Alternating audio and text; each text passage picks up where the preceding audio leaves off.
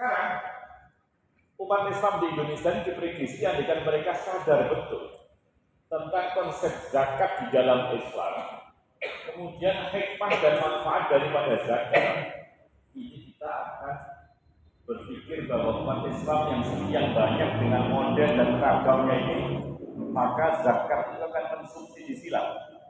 Yang kaya dia akan jadi muzaki, kemudian dia akan zakat. Yang kebetulan kurang beruntung secara ekonomi, dia akan menerima namanya mustahil. Jadi ada sirkulasi, yang kaya tidak semakin kaya karena tidak peduli dengan yang miskin, dan yang miskin pun tidak termarginalkan karena dia dapat asupan dari orang kaya.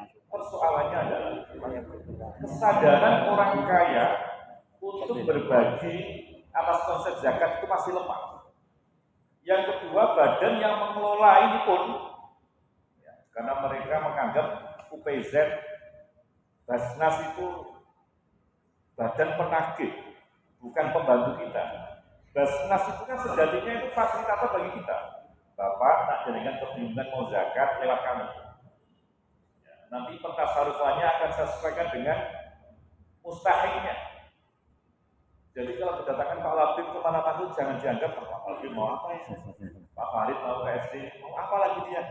Ini sejatinya kita itu memberikan fasilitas pada panjenengan semuanya. Saya khawatir ada para ahliya yang mau zakat, tapi dia tidak tahu prosedurnya. Atau barangkali dia kaya belum tahu tentang kewajiban zakat. Padahal firman Allah, Ibadin Yusehu, Bismillah,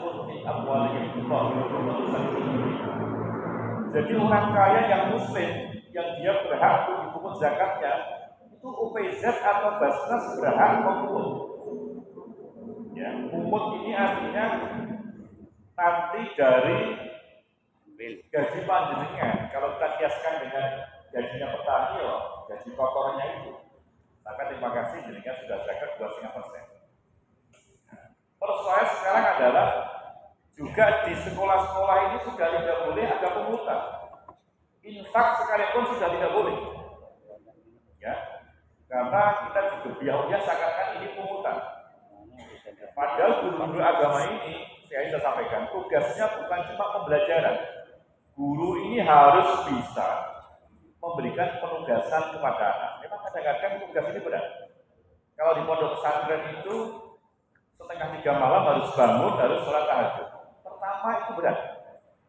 Dan itu penugasan dari santri baru itu menyengsarakan. Tapi seorang kiai pengasuh pondok itu punya kewajiban. Ini kalau bocah tidak saya biasakan akan terus berlanjut, dia tidak akan tahu tentang hikmahnya sholat tahajud. 1 bulan dia agak pusing, ya, 2 bulan agak pening, 3 bulan dia agak terbiasa, 1 tahun dia ketagihan kalau tidak bangun. Ini penugasan. Juga pembiasaan. Jadi infak sedekah itu pembiasaan dalam rangka untuk menjadikan diri kita ini orang yang dermawan. Sekarang mau Bapak Ibu sekalian, guru agama plus kepala kemenak dan para kasih termasuk pengawas dan komisioner zakat, ini wajib hukumnya harus jadi orang dermawan. Orang dermawan itu orang yang jiwanya longgar. Dia akan selalu husnuzon, itu orang yang dermawan. Tapi kalau orang yang ditakdirkan jadi orang yang bakhil, yang pelit, seberapapun rezeki yang dia dapatkan selalu dikatakan itu kurang. Yang dia dapatkan tidak pernah dihitung itu nikmat, tapi yang belum dia dapatkan itu target saja. Maka hidupnya tidak akan cukup, karena dia tidak memiliki sifat memberikan infak sedekah itu. Kalau Bapak Ibu sudah membaca juga ya, saya pikir itu sebenarnya kita ingin keberkahan. Berkah itu bukan hanya tambahnya kebaikan, tapi hadirnya kesadaran bagi seseorang bahwa kami merasa cukup. Itu adalah hikmah dari sifat dermawan. Orang serasa tidak nikmat dan nyaman kalau melihat tetangga dan temannya itu dalam kondisi yang kurang. Jiwa kayak begini ini sekarang agak jarang-jarang. Maka dimaknai sifat dermawan itu, substansi dari kewajiban zakat itu sejatinya adalah pengen kita ini harta yang kita miliki ini menjadi berkah. Sedikit tapi manfaat, sedikit tapi terimplementasi untuk kebaikan-kebaikan, itu namanya berkah. Nah, Kemudian perlunya kenapa saya mendorong ini? Bapak dari ibu guru sekolah dasar dan PAI ini itu memang perlu nanti sekarang sudah ada wadah, kami mensupport. Jadi dengan UPZ yang didirikan setiap sekolah itu memberi kesempatan kepada anak-anak kita. Sebab saya tahu uang saku anak sekarang itu tidak ada yang di bawah 10.000 SD ya. Karena makanan sekarang satu potong itu 4.000, 5.000. Maka sekarang paling tidak ada yang 20.000. Anak kaya dari kalau kita latih mereka jelas dan profesional, anak-anak itu biar berlatih untuk berbagi. Kita wadahi itu dengan UPZ yang nanti barangkali perlu dimasifkan di setiap SD itu, bukan cuma siswa. Nanti guru juga berkesempatan untuk memberikan infak sodakohnya. Siswa juga begitu. Saya menangkan ibu sekalian, dahsyatnya dan sodakoh itu ternyata akan bisa mengurangi resistensi sosial. Ceritanya di Win 1 Banyumas itu membangun masjid 4,5 miliar itu hanya dari infak Jumat setiap anak.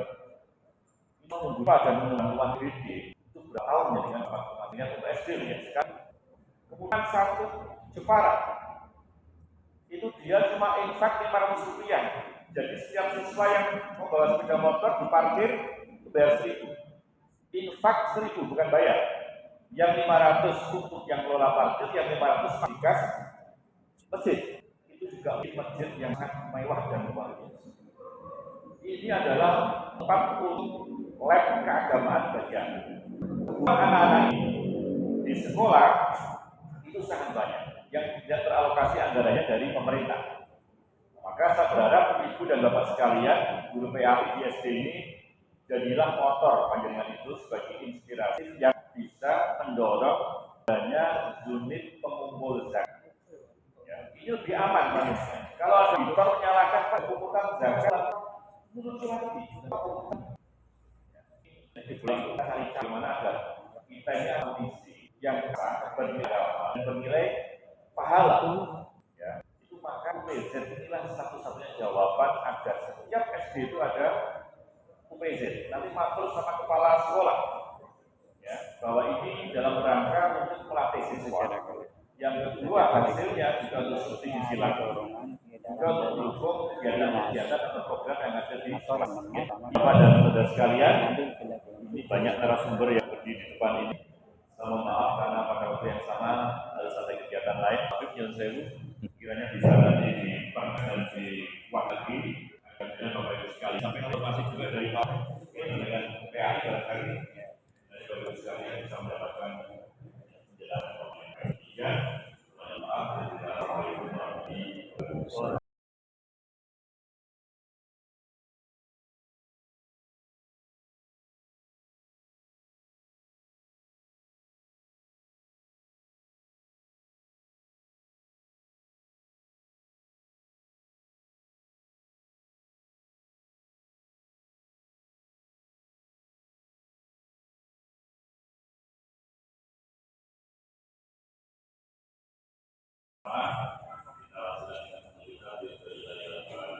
أعوذ بالله من الشيطان الرجيم بسم الله الرحمن